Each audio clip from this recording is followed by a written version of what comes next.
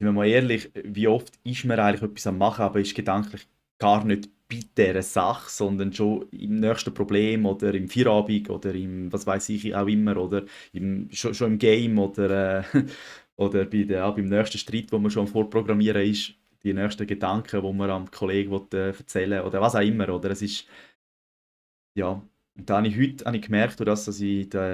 habe ich mir gesagt, heute lasse ich mir einfach mal ein bisschen draussen Zeit und das hat schon gut getan, oder? Wo ich auch gemerkt habe, ich kann mich nicht so müssen hetzen beim Pflanzengießen, sondern habe das Ganze auch einfach mal können gießen und es hat mir wieder mal gezeigt, wie wichtig das es ist, sich auch die Zeit zu nehmen, oder? Weil die letzten Mal habe ich es einfach gemacht mit dem Gedanken schon lange wieder irgendwo noch etwas anderes. Ich sage, es ist sicher nicht verkehrt, wenn man ein Ziel verfolgt, aber wenn es dann zu überhand nimmt, wenn man dann eigentlich nur noch in der Zukunft am Leben ist, oder viele leben, viele leben in der Vergangenheit und ich merke bei mir, ich habe viel das Gleiche eigentlich, wo Menschen, die in der Vergangenheit feststecken, so blöd gesagt, habe ich in Zukunft, oder was kann ich alles noch machen, damit ich schneller am Ziel bin und andere haben eher die Vergangenheit, was habe ich damals falsch gemacht und könnte ich jetzt besser machen. Darum wir haben alle so irgendwie immer das machen, immer noch irgendwie etwas besser machen und wir vergessen in dem Moment eigentlich den einzigen Moment, wo wir wirklich haben zum Leben und das wäre jetzt, oder? Und es ist eigentlich sehr paradox, aber ja.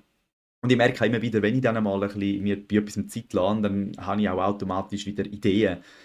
Kommen irgendwelche Ideen, nur der einzige Punkt, den ich dann habe, ist, wenn so eine Idee aufkommt, zum Beispiel auch, was könnte ich wenn eine Idee kommt für den Text für die Homepage oder für ein Video oder so, oder was ich könnte erzählen, dann tendiere ich schon wieder, dass ich es nicht vergesse, mir das aufzuschreiben und schon bin ich wieder nicht mehr im Jetzt. Und da merke ich auch immer wieder, das ist auch ein Punkt, wo ich rausgehe. So die Angst, jetzt ist eine gute Idee gekommen, oder? Das heisst, manchmal in der Frequenz, wo man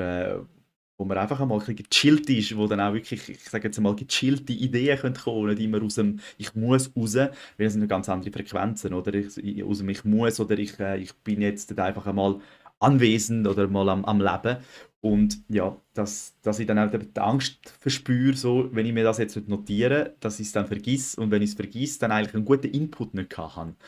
Und so holt es mich dann eigentlich auch wieder raus. Wenn ich es dann einmal schaffe, einen Moment zu geniessen, kommen die vielen Ideen und dann schaffe ich es dann auch wieder plötzlich nicht mehr bei diesen Ideen zu sein, sondern schon wieder irgendwie am Handy das Zeug am Aufschreiben. Ja, habe mir jetzt auch angefangen, das Handy gar nicht mit zum Beispiel auf die Terrasse nehmen oder einfach irgendwo mal hin tun und wirklich, dass ich nicht den ersten Griff will, liegt es griffbereit und mir kommt eine Idee und ich kann dann auch greifen und direkt meine Idee aufschreiben, dann merke ich nicht, dass ich das eigentlich gar nicht möchte in dem Moment, oder? Aber wenn ich es, sagen wir, im Zimmer liegen lassen habe und mir kommt eine Idee und ich möchte zum Handy greifen und es ist nicht griffbereit, dann habe ich die Distanz, wo ich merke, ich möchte ja eigentlich aktuell jetzt einfach einmal ein bisschen geniessen und nicht schon wieder alles notieren, um wieder im alten Film zu landen und kann so dann eigentlich wieder zurück. Aber wenn es griffbereit ist und ich kann das Zeug dann gerade niederschreiben, was mir durch den Kopf geht, dann bin ich eigentlich, ja, dann merke ich es nicht. Und so tue ich mich selber tricksen, indem dass ich halt einfach, wenn ich mir etwas beschließe, dass ich versuche,